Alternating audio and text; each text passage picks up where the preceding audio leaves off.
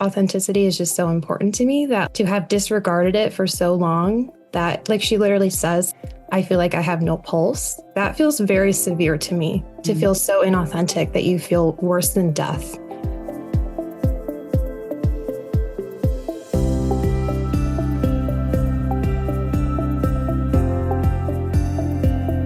And welcome to Matt and Lucy Mind the Gap, where we explore the big questions about how we work, live, lead, and grow across the generations.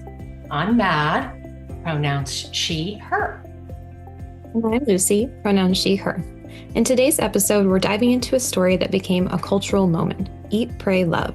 Whether you loved it, hated it, or fell somewhere in between, the memoir sparked something big, a conversation around identity, expectations, and what it means to walk away from a life that looks good on paper but doesn't feel like yours. But Eat, Pray, Love isn't just about one woman's journey. It's a lens into how different generations understand success, duty, and self-actualization. What were we taught to want? What did we actually get? And how are we rewriting the script today? And today, to dig into the topic, we have our very own podcast producer, Lara Dollens, Millennial and Blanchard's Director of Next Gen Leadership Innovation. Welcome. Thank you, Mad. Thank you, Lucy. Yeah, that's a mouthful, isn't it? Next Gen Leadership Innovation. So glad to have you in this conversation. Just to start us off with some context, we know that Eat, Pray, Love is a best-selling memoir by Elizabeth Gilbert that follows her journey of self-discovery after a painful divorce and a personal crisis. So in her early 30s, feeling lost and disconnected, she decides to leave behind her seemingly perfect life in search of something more authentic. And the book is divided into 3 parts, each set in a different country. So for Eat, she goes to Italy and indulges in food and pleasure, and she learns to enjoy life again. For Pray, she goes to India and explores spirituality and inner peace through meditation at an ashram. And for Love, she goes to Indonesia or Bali and seeks balance and unexpectedly finds love. So just keeping that in mind, just opening up to the room. When you first watched or read Eat, Pray, Love, what was your reaction? So honestly, I think I had a love-hate relationship with that book, really. I felt, I think, deeply seen in it, but frustrated at the same time because, part of me thought, yes, who doesn't want to just burn it all down and go off and find yourself? For real, right?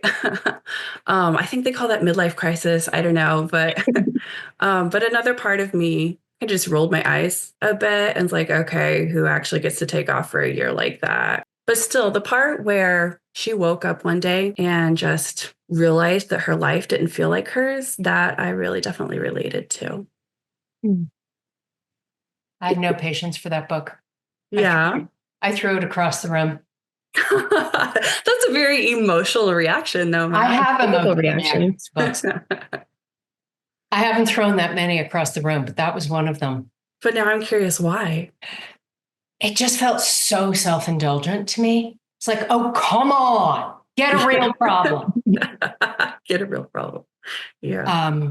Which, like when I work with clients who haven't found the language yet, but are expressing that feeling, like usually people who've climbed the ladder only to realize that the ladder was up against the wrong wall. Mm-hmm. It's like, oh, crud. It's too late to go to grad school, which it's never too late. I'm proof of that. It's too, I missed the boat, whatever. I'm very empathetic. So I don't know why, maybe when I read it, I was feeling that way and felt so trapped that there was none of that in store for me. And I think that has to do with having kids, right? You can't just go to Italy to eat. It's just really impatient with it. And I'm a huge Elizabeth Gilbert fan, don't get me wrong. How about you, Lucy? Well, I don't know that I physically wanted to throw it across the room, but I don't know that it felt like the relatable story that it is for so many other people.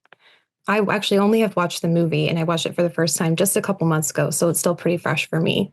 But I remember being like, kind of going to it expecting that it was going to be this life-changing thing, just because that's what I had heard from so many, like, especially older women in my life, that it was like this story of coming into your own sense of self and taking ownership of your life, all those kinds of things. And I watched it and I was like, it didn't hit like in the way that everybody said that it would.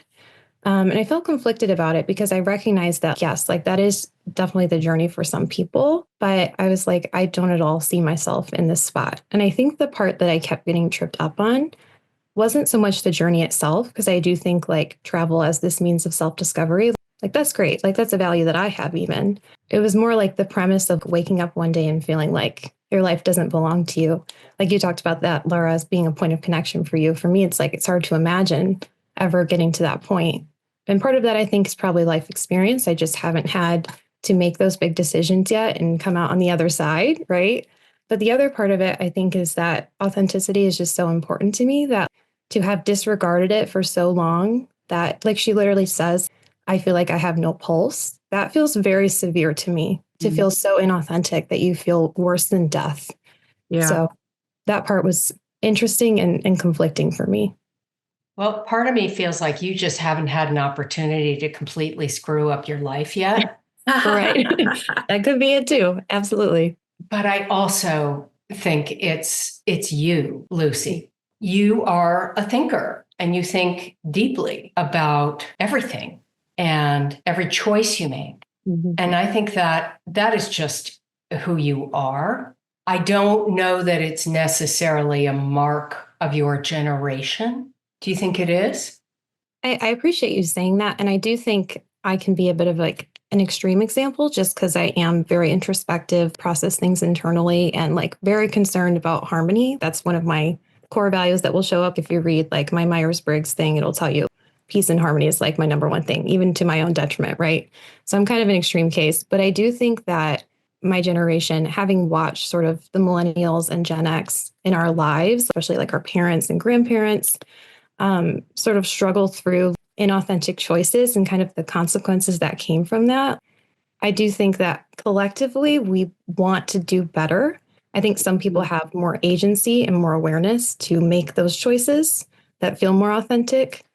And I think I'm fortunate enough to maybe call myself part of those people. But generally, I think we all want better. And isn't that kind of true for every generation too? Like we kind of just want to do better than what we've seen.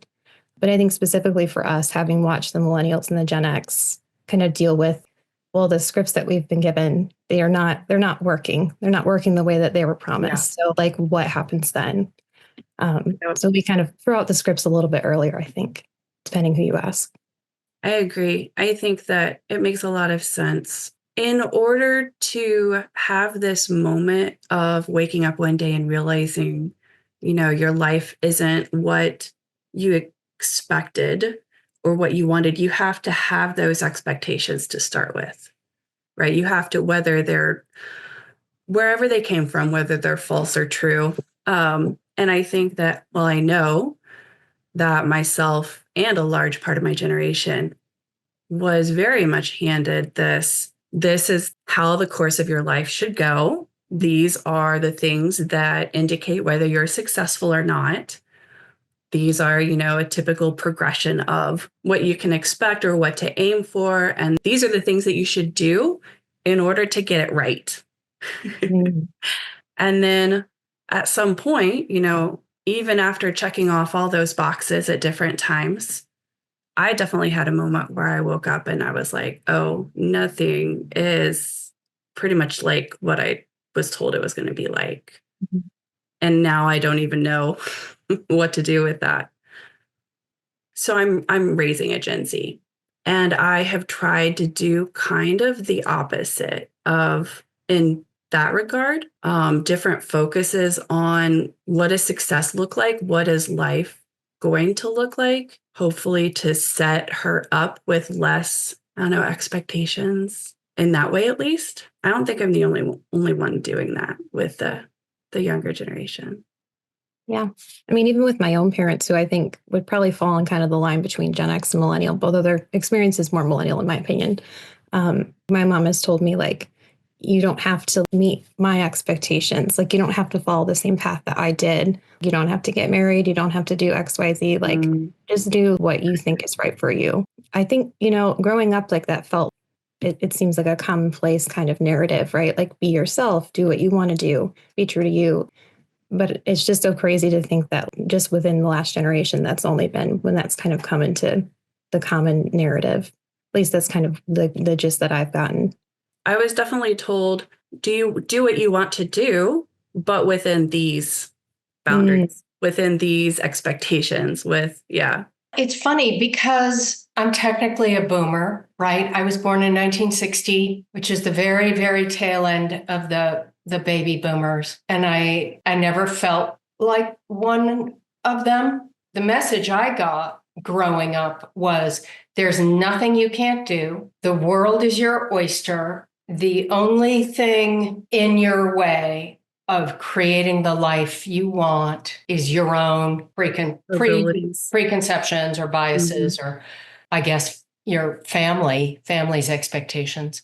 I remember when I was about to graduate from college, I just felt this crushing responsibility to create and manifest my own perfect life. And, I'm 21, right? I'm like, I had no idea what that was. I really didn't know. Because I'd always gotten the message, you can be a doctor, you can be a nuclear physicist. Not true, by the way, that second one. Do you think that was the typical experience for your generation? No, because I think it is the first wave of boomers who made that up and sent the message. Those were, the young adults when I was a kid. And I very much got the message, you can have it all. You can have kids. You can have a career. You can go to Italy and eat. You can do it all. And that was a complete myth, which I didn't know. And I think the message, you can have it all, was detrimental. Oh, yeah, absolutely. But I think the message that I've reshaped is that you can have it all. You just can't have it all at the same time. You have to figure out how to manage the stages. And I think that, Lucy, is something that your generation is getting its head around, is that, yeah, okay, these are the things I think I want. Let me think about which order, especially as women, right? I think for men, it's just different. Lucy, do you think that's a message that you have gotten? I don't know if it's not all at the same time as much as you just have to be prepared for the consequences of whatever choice you make. Just for thinking about myself personally, I feel like I'm very intentional about the expectations that I set for myself and then I set for my relationships, so that I'm not to the point where I'm unhappy with the state of things because I'm expecting more than is possible at the moment. I'm being very intentional about what is realistic for me right now. What is a good thing to look forward to? How can I keep it to where it feels like I'm moving towards something, but it doesn't feel like this big ominous thing that will never come? You were talking about wanting to have it all and expecting that you could. And then once you got to that point, it was, well, where's the payoff? How do I actually do it? And I think the expectation part is realizing that it takes a lot of work to have it all, if you even can. And that sometimes it won't be possible, and that there will be different seasons of life, and that it's about being adaptive and continuing to reevaluate those expectations, not like to kind of expect disappointment necessarily, but just to not expect the world all at once. Does that make any sense? Absolutely. Absolutely. I mean, that's the same thing that I tell my own kid, that I have to balance out the message of, yes, I believe in you and your abilities and your strengths. And at the same time, here is realistically what you should aim for. I was told growing up, get a job in whatever you love. Don't worry about how much money you're making. I think that was pretty common, at least in US culture. It was pretty common for your middle class, at the time. The do what you love and the money will follow. And that is BS, y'all. It is. So I don't even kind of tell my child that. a lot of things started coming into play when I hit those key moments in life, those key stages. I was raised on the classic script, so that's what I did. I went to college, I got married, I bought a house, and then things just kind of started falling through with the whole housing crash in 2008, right? Did you get upside down on a house? I did. Yeah, and a lot of people did. The job market was really difficult for me, even with a college degree and working on another one. And I got divorced, and it all happened within a brief period of time. So the Eat, Pray, Love book, it was, I think, published in 2006. The book was, right? But it really took off when would that movie come out? Wasn't that like 2010, I think? That sounds right. Yeah.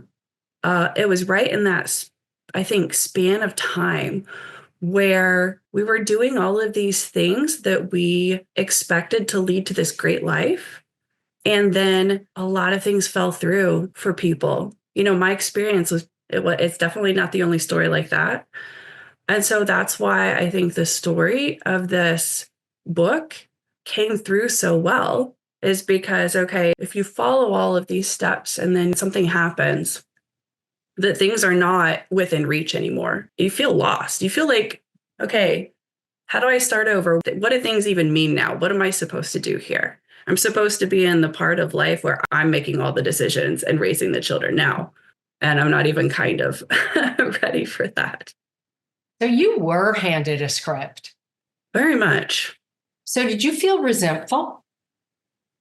And so when you say, did you feel resentful? I automatically think, did I feel resentful of my parents? But they're not the full, right? Because those beliefs came from more than just family. They also came from media, culture, society, all the above, right? I mean, they all really genuinely believed that that was what led to a stable life that had meaning, because it worked for them. It worked for them, and it worked for the people they knew for so long and the people before them. So, no one really talked about why we were supposed to want those things. It was just kind of a generic accepted goal in some ways. Mm-hmm. Go to college, get a great job. This is why that life was successful. And then you'll be happy. And then you'll be happy. Get married, buy a house, have a kids. kid. Mm-hmm. So no, I wasn't. I think the resentment came later, because then I found myself in this position of those weren't the answers, and nobody had them. Then all I was faced with was, well, if this isn't working for you, it's your fault. So you're doing something wrong.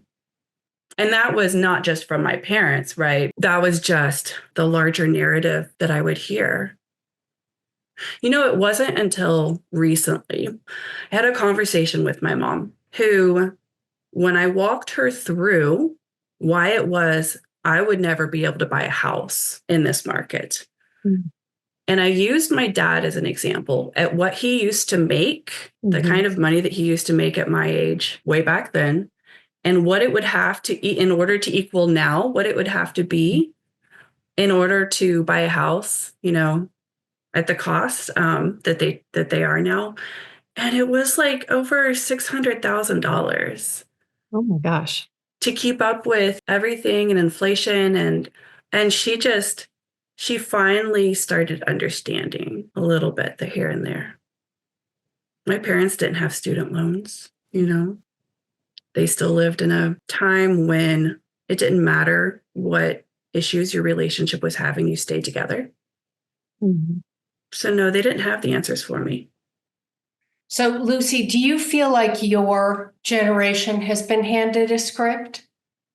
I was thinking about that, and I do think I heard the same things from like my grandma's generation. I would consider her a boomer. Just sort of internalizing that expectation of like, at some point you'll probably want to get married, have kids, buy a house, like XYZ, like all those kinds of things. But I think the main difference was that I had other voices in the mix too. I also had, especially thinking about like those millennial female role models that were in my life who were telling me different things, that other things were possible, in addition to just like who I am and how authenticity is just kind of a value for me. I was thinking about like my high school art teacher. who I think had a similar experience to you, Lara, early in her 20s, and then went on to be just this incredibly happy, fulfilled person who's just so incredibly generous and finds a way to do the things that she loves, like travel, even though she's a teacher and she's been a teacher at the same school for like 20 years. And she always encouraged me and modeled to me what that looked like, that could be possible.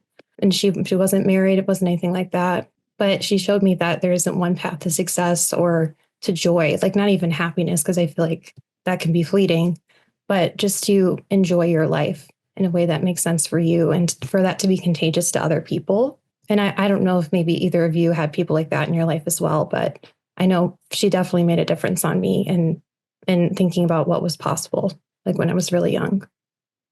Huh.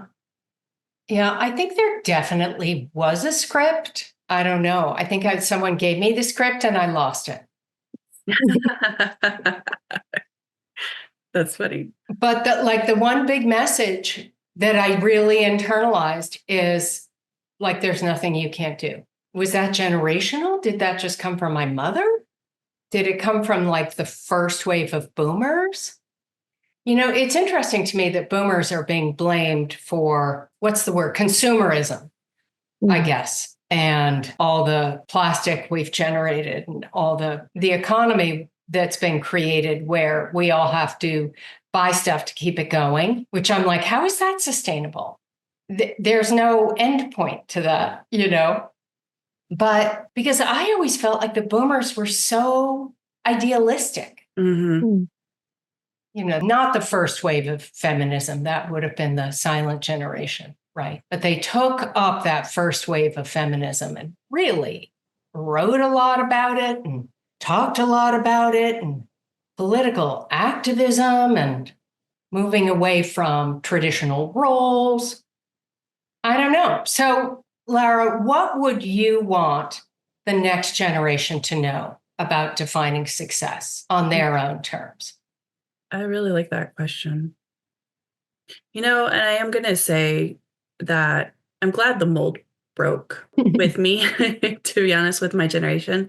I'm glad that script that I was supposed to follow and go perfectly broke, because I feel so much more at this stage in my life in tune with myself and with what I want.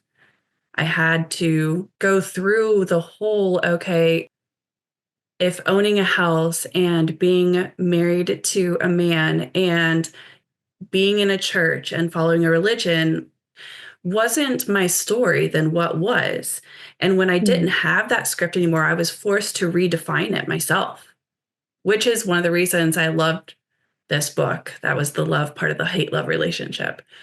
I think, though, success isn't about what I can prove to the world. I think it's more creating a life that feels authentic to myself. That's raising a child who knows that they don't have to follow my path or someone else's path. Not having to follow a traditional anything. I think that's a very millennial thing, right?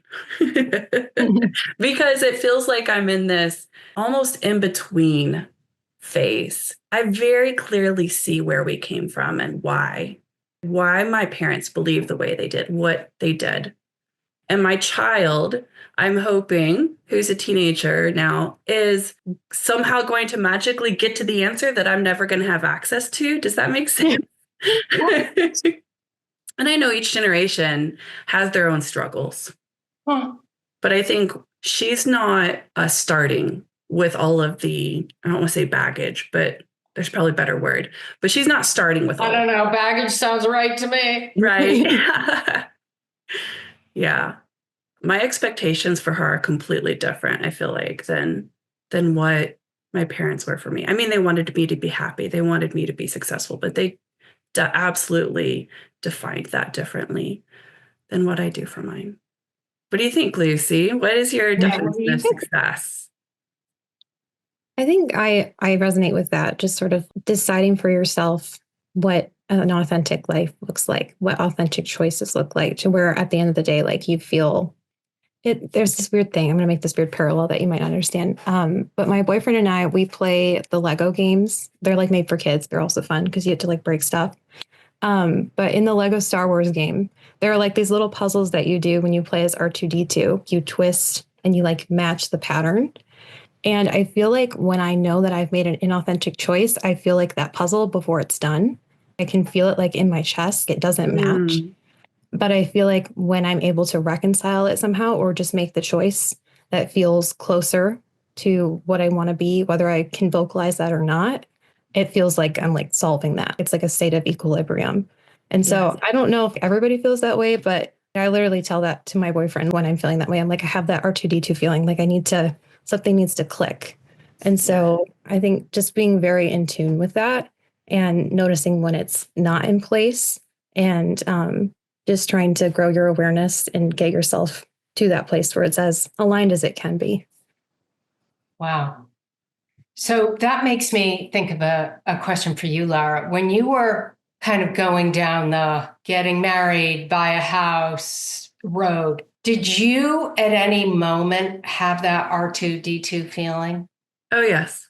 Oh, yes, absolutely. You did. You can only fool yourself for so long, I think, before you're like, okay, I'm really tired of struggling all the time. Or why doesn't this feel right? From some of my earliest memories was getting a hold of a National Geographic that my dad used to get delivered to the house and going through those and imagining all of these places that I wanted to travel to. And I still desperately want to. And I look back now and the moment that I made, and I didn't know at the time that that was what would happen, but the moment you start making those decisions to get married, to settle down, to put down roots in life, you start losing those options. And as soon as I started feeling closed in or like I didn't have those options anymore, you know, oh, I've got a house payment to make now. Oh, I've got someone that has expectations. And it started feeling very inauthentic. On top of that, the religious thing just threw all kinds of wrenches into my mental health and clarity and understanding about myself. Anything that tells me I am less than because of my gender. Problematic. Yes, yes, it was. Now, doing something about it, that took a very long time. Because to break out of those systems is difficult. It is. I've worked with many, many, many men who, got to the top of that ladder and was like, wait, what? This isn't what I thought it would be. Yeah. Or I was so focused on winning that I never stopped to think about what the game was. I remember once I was almost about to sign a contract about becoming an employee of a business that I actually helped to start. I walked around for like 5 days feeling like I had something around my neck, like a choker, but too tight. And I called my then husband and I said, I feel like I'm choking. He said, that's probably an indication that the decision you've made to go ahead with this is not the right decision. And I hadn't even related it to that. I was like 38 or 39. Yeah. That's really interesting you say that because I feel like there are so many of these bigger decisions that at least I was expected to make at an age that I wasn't prepared to do so or experience. I think it was I would say my mid 30s where I really felt like I had enough information to make decisions like that. Now I have a question for you, Mad. So in the book, what she did was she left everything behind and went off to travel and go find herself. Realistically, a lot of us can't do that, even though I've been tempted. But for the 99% of us who can't, what kind of advice would you give us? I think it's related to the story I just told. And I think what annoyed me so much about it is that she let it get so far. Like all the little signs, she just ignored them. She pushed them down. And I guess that's what I really encourage anyone to do at any stage of life is if you're like, this isn't right. And it's not like burn the boats, quit your job, because if you have responsibilities, but people, you can create something else as you're fulfilling your current responsibilities. You can change your life. Is it easy? No. Does it take a lot of extra effort? Yes, but it can be done. It's like, no, and you don't have to throw everything out the window and go to Bali. Like, it takes first noticing the little voice that's saying, you can do this. This would be good for you. And you can do your research, make your plan, save your money, and, get your kids and your partner to help you. I think it's often, oh, he or she is doing this other thing that leaves us out. No, get them involved and make sure they understand this is about you and your life and your happiness long term.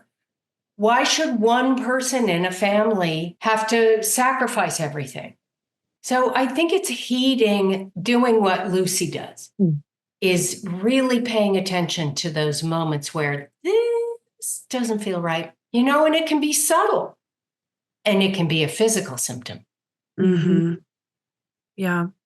One of the things that I tell my kid is take your time on making those decisions. If something feels like it is pressuring you or rushing you, that is one of your key moments to step back and observe and try and understand, the decision more. And if you don't feel like you know the answer or you don't have an answer, it's probably because you don't have enough information. And sometimes that information can be in the form of experience. When she was just starting middle school, I remember she came to me one day, like crying. In schools, they take these tests to try and figure out what your natural skills are with the intention of pointing you to some career field. Wow. Which I feel is ridiculous, to be honest. And it started then, the pressure of, right? Because even before then, I guess, when they're toddlers, what do you want to be when you grow up kind of thing.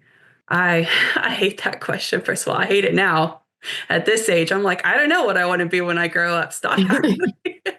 So yeah, I think on top of what you were saying, Madeline, agreed. And then take your time when you're making decisions, because if it's a big one, it's important, then there's time to make it.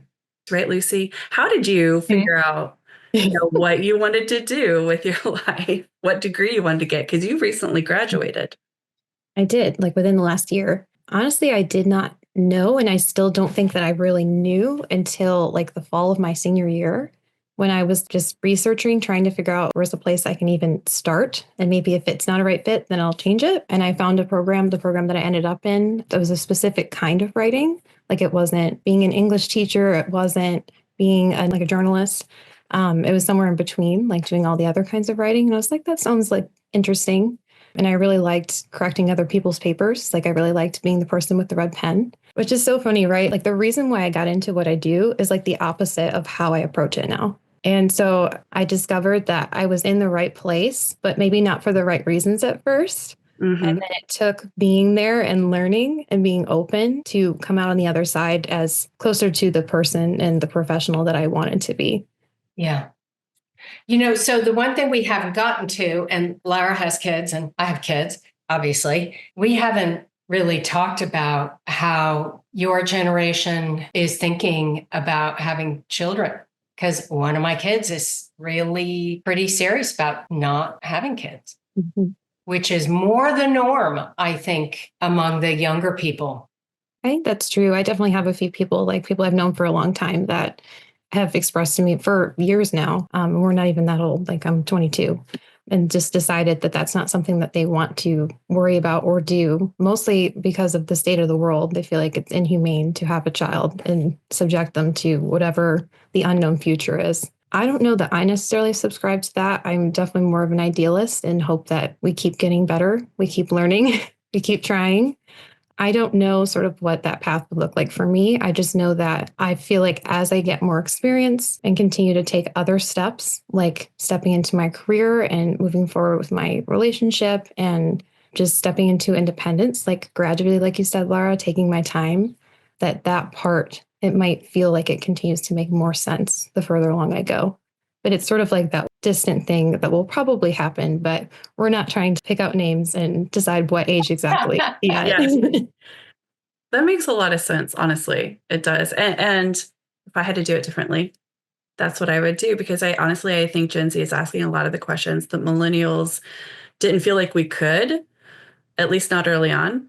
I was the oldest of five, and I was handed the expectation that kids is just part of being an adult. You didn't really question it. You just did. It came along. That's what was next. But Gen Z, like you just said, Lucy, they're being a lot more intentional. They're asking the same kinds of questions. Do I want kids? Do I just feel like I have to have them?